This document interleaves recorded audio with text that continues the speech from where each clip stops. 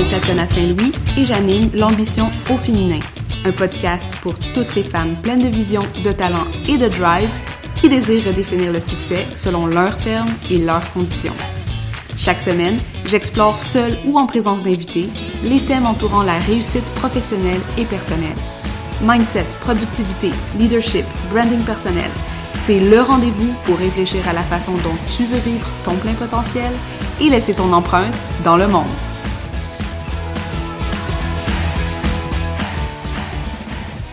Salut les ambitieuses, comment ça va aujourd'hui? J'espère que vous allez bien. Je vais adopter ma voix doucereuse, un peu suave aujourd'hui parce que, pour être 100% honnête, j'enregistre cet épisode alors que ma fille est endormie. C'est la nuit ici, mon mari est sorti et je suis toute seule dans mon salon. J'ai la paix pour enregistrer l'épisode d'aujourd'hui, mais je veux pas créer de remous. Donc, je parle pas super fort. Donc, ça va être tout en feutrine, là, aujourd'hui, quand vous m'écoutez pour l'épisode. Donc, aujourd'hui, j'ai choisi de vous parler d'un sujet super important, autant quand on se lance en entreprise que quand on est entrepreneur à temps partiel et qu'on fait des contrats on the side. Puis je dirais même que c'est important tout aussi bien quand on est un employé, une employée, et c'est de choisir ses clients. Est-ce que quand on se lance en affaires, être avec un client, c'est vraiment une relation pour le meilleur et pour le pire? Puis comment est-ce qu'on peut mitiger les risques de travailler avec des gens qui sont pas alignés avec qui on est, avec nos services et qui vont nous créer plus de stress que d'avantages dans le fond. Et je vous avoue que là, bon, je suis sur la veille de terminer mon congé de maternité, puis j'ai réfléchi beaucoup au type de clientèle que je voulais attirer avec mes services, puis j'ai l'impression que ces derniers mois, j'ai vraiment commencé à attirer les bonnes personnes, fait que des femmes et des hommes, dans le fond, qui vraiment fit vraiment bien avec ce que je veux promulguer, autant dans le domaine des communications et du marketing, mais aussi tout ce qui est branding personnel, histoire, narration et ambition aussi. Donc, je trouve ça le fun que ma notoriété puis ma marque soit arrivée à un certain point où est-ce que j'attire des gens un peu comme moi, j'attire des gens qui me donnent vraiment envie de travailler sur leurs projets puis des choses comme ça. Et ça m'a fait réfléchir beaucoup, c'est ça, à tout le cheminement que j'ai fait pour en arriver là et que je considère être quand même le cheminement de plusieurs, surtout quand on débute. Donc, une des choses à savoir, ou peut-être que vous le vivez, c'est que quand on lance nos services ou quand même on se lance sur le marché de l'emploi, on vit des insécurités. Tu sais, on n'a jamais fait, tu sais, c'est peut-être la première fois qu'on rend ce type de service ou qu'on le rend dans un contexte qui est pas corporatif, donc à notre compte ou selon nos propres standards. Et c'est super normal dans ces cas-là. On a le réflexe de vouloir servir tout le monde. Fait que, tu sais, moi, je me rappelle à mes débuts, quelqu'un venait vers moi, puis là, je me cassais la tête pour savoir comment est-ce que je pouvais adapter mes services pour qu'il ait envie ou qu'elle ait envie cette personne-là de travailler avec moi. Donc là, je me pliais un petit peu en quatre, je me disais, OK, mais on peut faire ci, OK, je peux descendre mon prix, je peux faire ci, je peux faire ça. Ce qui faisait que, bon, c'était le fun d'un point de vue versatilité, c'était le fun pour moi d'essayer des choses, mais ce que ça faisait, c'est que souvent, je me sentais que j'avais pas fait mon meilleur travail parce que j'avais fait des compromis, que ce soit sur le point de vue du salaire ou du taux que je demandais, du taux horaire, du pricing, ou que ce soit en point de vue des responsabilités ou des tâches que je faisais. Je vais donner un exemple très concret. Par exemple, j'ai fait des mandats d'intégration de sites web à certains moments, et même si je pense que c'est une stratégie que j'aime adopter, l'intégration de site web. Puis là, quand on parle d'intégration, c'est vraiment prendre des éléments visuels, puis aller dans le back-end du site pour vraiment modifier le layout, modifier la mise en page et soit l'embellir ou changer un petit peu comment c'est présenté. Et c'est quand même quelque chose d'assez technique, c'est quelque chose d'assez visuel aussi souvent.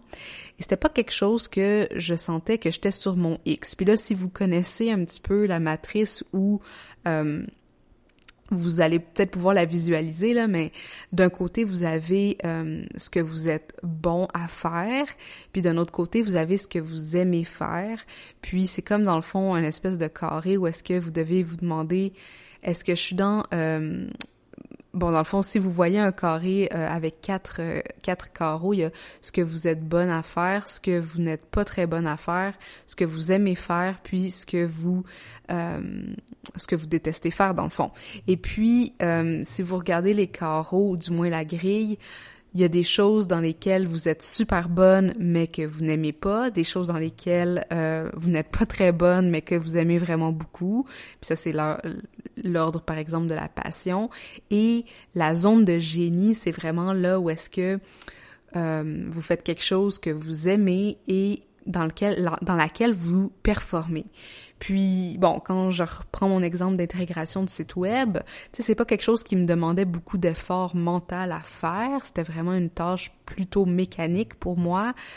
Et bien que j'étais bonne et que c'était facile pour moi, c'était pas quelque chose qui me remplissait de joie ou qui me faisait sentir que je développais mon potentiel ou que je donnais ce que j'avais à donner à ce client-là. Donc ça, c'était des choses, par exemple, que j'ai dû affiner, plus j'ai affiné mon offre de service, mais aussi d'apprendre qu'il y avait un type de clientèle c'est vraiment ça qu'ils recherchent. Puis c'est pas la faute du client dans ce cas-là, parce que c'était pas mal moi qui était pas capable de dire avec précision c'était quoi que j'offrais et c'était quoi que je n'offrais pas. Comme par exemple, encore, je vais prendre un autre exemple dans les communications et le marketing, c'est de dire, est-ce que vous faites la gestion de communauté? Moi, ça fait longtemps que je le sais, la gestion de communauté, c'est pas quelque chose que je fais. Donc, dès que quelqu'un vient me voir, puis que j'identifie que cette personne-là, ce qu'elle a vraiment besoin, ce qu'elle veut vraiment, c'est la gestion de communauté, ben je sais déjà, j'ai déjà ma liste de gens à qui je réfère, que je peux définitivement dire non, j'ai pas à perdre de temps non plus à essayer de trouver qu'est-ce que je pourrais faire pour aider cette personne-là. Cette personne-là recherche un autre service que je n'offre pas. La chose qui est intéressante, par exemple, c'est que si des gens viennent vous voir souvent parce qu'ils pensent que vous offrez tel ou tel service, c'est vraiment de se demander, comment est-ce que vous vous êtes positionné par rapport à votre offre? Et est-ce que vous utilisez des mots qui pourraient faire croire que vous êtes justement spécialisé dans quelque chose dans lequel vous n'êtes pas ou que vous faites des choses que vous n'avez pas vraiment envie de faire. Fait que des fois, c'est juste la hiérarchie d'informations, comment c'est présenté sur votre site web, comment vous en parlez sur les réseaux sociaux, etc. Donc, pour en revenir un peu aux insécurités, quand on débute, comme je l'ai dit, il y a souvent l'histoire aussi d'aller chercher des clients qui sont pas prêts à payer votre happy price, donc le prix que vous voulez charger dans un monde idéal, pas dans un monde idéal, dans le fond, le prix que vous voulez charger, celui que vous avez besoin de charger et celui dans lequel vous vous sentez bien à travailler, dans lequel vous vous sentez bien à partager votre expertise. Et ça, c'est une très, très grosse erreur d'accepter des clients à rabais, surtout si vous êtes un entrepreneur à temps partiel. Je ne pense pas que quand on est entrepreneur à temps partiel, c'est normal de se vendre à rabais parce que on n'a pas besoin dans le fond, c'est pas une job alimentaire pour nous jusqu'à présent. Donc, moi, je suis de l'idée que dès le début, dès que vous vous lancez, si vous êtes en entrepreneuriat à temps partiel, et même si vous vous lancez de façon temps plein, de charger votre happy price, donc de ne pas charger en dessous du prix qui vous rend satisfaite, de travailler pour votre argent dans le fond. Et ce happy price-là, il va changer, il va évoluer. Peut-être que vous allez commencer puis vous vous dites « Wow, moi, 60$ de l'heure, c'est ce que je charge. Peu importe si ma compétition charge beaucoup moins cher que ça. C'est ça que je pense que je vaux et c'est le travail que je vais faire pour arriver là. » Et éventuellement, tu sais, vous montez jusqu'à ce que vous atteigniez un salaire qui vous satisfait, un rythme de vie qui vous satisfait, un nombre d'heures de travail qui vous satisfait. C'est une conversation qu'on va continuer dans un épisode que j'ai enregistré récemment avec Geneviève Paré, qui est stratège financier, et j'ai hâte de vous parler de ça, mais restez à l'affût pour cet épisode-là. On va pas vraiment plonger beaucoup plus dans le happy price ou dans le pricing aujourd'hui, mais c'était juste pour vous rappeler dans le fond que si vous débutez, si vous êtes entrepreneur à temps partiel, si vous faites des mandats on the side, chargez votre prix et descendez pas en bas de ça. J'ai fait l'erreur quand j'étais à mes débuts aussi de devoir convaincre une cliente que mon travail valait tant d'argent et de lui avoir fait un rabais pour qu'elle accepte mes services. Et en rétrospective, j'ai vraiment réalisé que c'était une erreur parce que, aussi parce que, bon, la relation, c'est pas, ça s'est fini un petit peu en queue de poisson parce que, bon, à ce tarif-là, je me sentais pas... C'est comme si je me sentais pas respectée dans un certain point en tant que professionnelle et parallèlement, je donnais peut-être pas mon meilleur parce qu'inconsciemment, je me sentais que je me vendais à rabais. Donc, et puis de l'autre côté, ben cette cliente-là, obviously, n'avait pas, tu sais, c'était une grosse dépense pour elle, même malgré le rabais, et donc, elle avait des attentes quand même assez grandes par rapport à ce qu'elle aurait voulu recevoir pour ce prix-là. Donc, il y avait vraiment pas un alignement d'un point de vue valeur perçue versus valeur rendue. Et je pense que ça, c'est une erreur qu'on fait souvent quand on débute et dans lesquelles on se perd avec des clients qui sont vraiment, vraiment pas alignés avec notre philosophie, puis qui n'ont pas... qui sont pas à l'aise à payer le prix que vous chargez. Puis moi, je suis vraiment de l'idée que quand il y a un bon fit entre client et fournisseur ou entre client et fournisseur, personne se sent mal autant de demander l'argent que de payer l'argent. Puis je pense que c'est vraiment cette harmonie, cette dynamique-là qu'il faut aller chercher avec ses clients idéaux. Et ce qui fait que, bon, on réfléchit un petit peu, bon, ben, si moi, je veux charger... je sais pas moi, 2000$ ou 3000$, ben c'est qui vraiment la clientèle qui va être à l'aise de payer ça et qui va connaître, qui va voir la valeur de ça aussi. Ce qui me mène naturellement à l'exercice des personas ou des avatars, qui est l'exercice que j'amène tous les gens avec qui je travaille à faire, que ce soit en coaching, que ce soit en rédaction, que ce soit en communication, que ce soit en stratégie de visibilité. Il faut toujours connaître c'est qui notre persona. Puis, pour celles qui savent pas nécessairement c'est quoi une persona, le terme avatar est aussi utilisé, mais c'est vraiment comme une espèce de portrait humanisé de toutes les caractéristiques que vous voulez retrouver dans votre clientèle cible.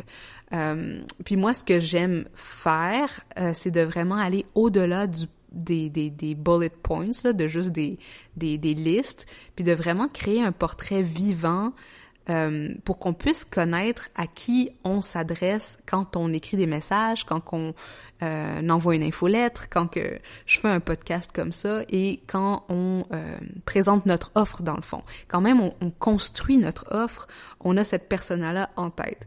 Puis, faire ces personnages, tu sais, ça prend pas beaucoup de temps en soi, mais ça prend beaucoup d'empathie. Il faut vraiment connaître c'est quoi les problématiques que cette personne-là vit, c'est quoi ses grands bloquants, de quoi a l'air son day-to-day, est-ce que elle utilise les réseaux sociaux, est-ce qu'elle utilise Facebook, où est-ce qu'elle est, qu'est-ce qu'elle fait genre dans ses temps libres, qu'est-ce qui la préoccupe, qu'est-ce qui la tient réveillée la nuit. Puis c'est en mettant la main sur cette personne-là, puis en affinant cette connaissance de notre public cible, que là, on peut vraiment commencer à passer les bons messages, puis éventuellement à tomber pile sur le public qu'on veut servir. Et avec les personas, il y a aussi les anti-personas, que je pense qu'ils sont quand même importants à faire. Puis j'ai écrit un article sur le sujet que je partagerai dans les notes de cet épisode. Mais les anti-personas, c'est aussi ce contraire, c'est un peu le contraire dans le fond des personas, et c'est de se dire avec qui je ne veux pas travailler, tu sais, et d'aller identifier les red flags, d'aller identifier c'est quoi les avertissements qui font, OK, quand une personne me dit telle phrase, ou quand une personne agit comme ça, ou quand j'ai cette vibe-là avec une personne, ça veut dire qu'il rentre dans la catégorie de mes anti-personas. Et ça, c'est super important, puis ça aussi, j'ai commencé à le développer de plus en plus, de essayer d'identifier c'est quoi justement qui va pas qui va faire ça colle pas. Puis là, comme j'ai dit tout à l'heure, tu sais, si quelqu'un commence à s'obstiner avec mes tarifs, puis me dire j'ai pas l'argent maintenant ou des choses comme ça, ben là je me dis OK, alors cette personne est pas prête à investir de l'argent pour travailler avec moi, c'est-à-dire que soit elle comprend pas exactement la valeur que j'ai à lui offrir, ou 2, elle est pas capable de se payer mes services. Et dans les 2 cas, tu sais, je peux essayer de comprendre ce que c'est, mais bien souvent, ça va pas se solder dans une cliente ou un client, ce qui est correct parce que je veux dire, moi, je veux pas tordre le bras à personne, je veux pas que personne s'endette pour travailler avec moi, et comme je l'ai dit tout à l'heure, je veux que le prix qui soit payé, ce soit un prix qui soit que les gens soient à l'aise à payer et dans lequel ils perçoivent vraiment l'investissement qu'ils font et la valeur qu'ils voient là-dedans. Dans les anti-personas aussi, des choses qu'on peut identifier, c'est des traits psychologiques. Si vous savez que vous dealez pas vraiment bien avec ce type de traits-là, c'est aussi une raison tout aussi valide de ne pas travailler avec quelqu'un. Parce que on s'entend, on se lance en affaires, on se lance à notre compte ou même on se cherche une job parce que on veut être bien. Et je pense que dès que on voit qu'on n'est plus bien dans une relation, puis ça peut être une relation client, fournisseur, employé, employeur, moi, je suis vraiment pas d'avis qu'on a besoin de rester à une certaine place si on se sent pas bien. Dès qu'on se sent pas bien, on commence à magasiner, d'où l'importance d'avoir un branding personnel fort, parce que grâce à un branding personnel fort, on développe notre notoriété et notre crédibilité, et grâce à ça, on devient très, très mobile sur le marché de l'emploi et dans le monde entrepreneurial aussi. Donc, anti-persona, ça peut être au niveau des finances, ça peut être au niveau psychologique aussi, puis ça peut être au niveau du fit. Et tu sais, des petits exemples de choses qui pourraient être des flags. Si par exemple vous donnez un meeting à quelqu'un et la personne arrive, je sais pas moi, 15 minutes en retard et vous a pas averti, ben peut-être ça peut être un red flag pour vous de dire OK, ben moi, je veux travailler avec cette personne-là, elle a besoin d'avoir... Exemple, vous construisez un site web ou je sais pas, moi, tu sais, vous êtes coach ou des choses comme ça, et que votre temps est comme compté, ben est-ce que vous voulez vraiment travailler avec quelqu'un qui n'a pas de ponctualité? Bon, c'est sûr que si jamais, tu sais, vous voyez qu'il y a un bon fit puis que la conversation passe bien, que le courant passe bien, vous pouvez l'adresser puis dire « By the way... est-ce que t'es quelqu'un qui est souvent en retard, puis des choses comme ça, puis créer une relation. Mais si vous voyez qu'il y a pas de fit, puis qu'en plus il y a eu ce red flag-là, moi je dirais juste, bon, tant pis, on n'est pas fait pour travailler ensemble, il y a quelqu'un d'autre qui va fitter beaucoup mieux avec cette personne-là. Ce qui mène aussi à dire que, bon, souvent... On se rappelle la fameuse phrase où est-ce qu'on se disait, bon, le client est roi, il faut servir le client sous toutes ses coutures. Et je pense que c'est vraiment important qu'on se rappelle que, surtout dans une relation dans laquelle on est travailleur autonome ou qu'on fournit des services de consultation, des choses comme ça, on est en relation avec nos clients et cette relation-là est une relation d'échange. Et quand on parle d'échange, ça veut dire que autant la valeur qu'on apporte à nos clients, puis ça, c'est ma coach qui m'a fait penser à ça, que on s'attend aussi à recevoir quelque chose de ce travail avec le client. Puis c'est pas juste de l'argent, tu sais. Moi, quand je travaille avec ma clientèle qui est de plus en plus alignée, comme je disais en début d'épisode, je me sens bien, je me sens accomplie, je suis excitée à l'idée de travailler avec elle. J'ai des idées pleines la tête, je pense à elle entre mes séances de coaching, puis j'ai hâte de voir où est-ce qu'elles s'en vont. Puis quand j'y pense, c'est vraiment le genre de feeling que je veux avoir au travail, c'est vraiment le genre de feeling d'excitation et d'optimisme et de vraiment de vouloir donner mon 110% parce que je vois les résultats, mais je vois aussi comment la personne évolue à travers le travail qu'on fait ensemble. Puis ça, même si on me payait le double de ce que je demande en ce moment, c'est ça vraiment que je veux chercher, moi, avec les types de services que je rends. Puis je pense que c'est la même chose avec n'importe quel type de professionnel, c'est que quand on fait quelque chose qu'on aime puis que on partage ça avec la communauté, ben on veut à quelque part que cet intérêt, que cette énergie transparaisse à travers nos résultats, à travers notre travail. Fait que la question peut-être à se poser aussi avec les personas et les anti-personas, c'est comment est-ce que vous voulez que vos clients vous fassent sentir? C'est quoi les sentiments que vous voulez qu'ils génèrent et de quelle façon vous voyez dans cette relation-là?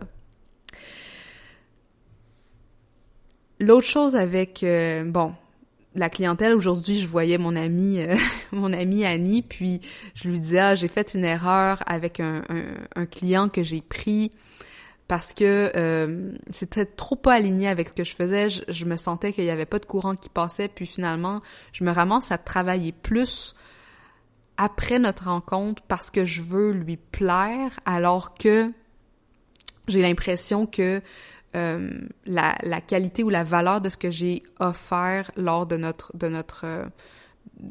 coaching en personne est pas vraiment transparu, puis j'ai pas senti cette espèce de retour d'énergie vers moi.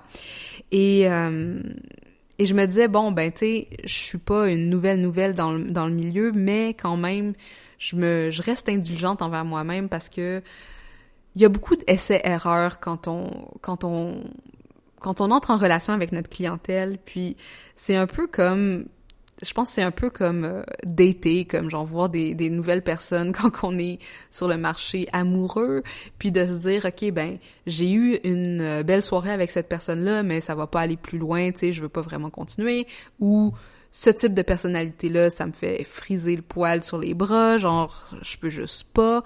Et puis, comme ça, petit à petit, trouver c'est quoi exactement notre match, c'est quoi notre fit, puis à quoi ressemblent les gens avec qui on veut passer plus de temps, dans le fond, parce que veut pas, le travail, c'est une grosse partie de notre vie, puis aussi bien se sentir bien pendant qu'on perpétue ces actions-là. Donc voilà, c'était un petit épisode court aujourd'hui. Je voulais vous parler de clientèle, je voulais vous parler de client idéal, puis aussi de vous rappeler que vous êtes jamais pogné dans une situation, puis c'est la même chose en emploi. Si vous voyez que vous êtes plus heureuse, puis que vous avez essayé d'adresser les problématiques sous plusieurs angles, et puis que ça se peut que ce soit juste pas un fit, puis ça se peut aussi que ça ait été un fit à un moment, puis que maintenant vous êtes rendu à quelque part d'autre, et que vous devez redéfinir c'est quoi votre idéal en termes de relations, en termes de clientèle, puis en termes de rémunération aussi. Donc, tous des questionnements qui doivent continuer à être générés au cœur de vos réflexions pendant que vous évoluez à travers l'entrepreneuriat et le monde professionnel. Sur ce, je vous souhaite une super belle journée, soirée, peu importe quand est-ce que vous m'écoutez. N'oubliez pas, si vous n'avez pas téléchargé la checklist pour lancer votre entreprise à temps partiel, c'est disponible sur mtamarque.com/checklist. Et si vous voulez travailler votre notoriété, crédibilité, positionnement ou image de marque personnelle, vous savez où me joindre, Tatiana@mtamarque.com. À la prochaine! Salut les ambitieuses! J'aimerais faire de ce podcast une plateforme d'échange et de réflexion autour de ce que ça veut dire être une femme et avoir du succès aujourd'hui. Si tu connais une femme dont le parcours inspirant aurait intérêt à être partagé, ou si toi-même pourrais nous outiller grâce à ton expertise ou ton expérience, rends-toi sur mtamar.com/invité pour m'envoyer les détails.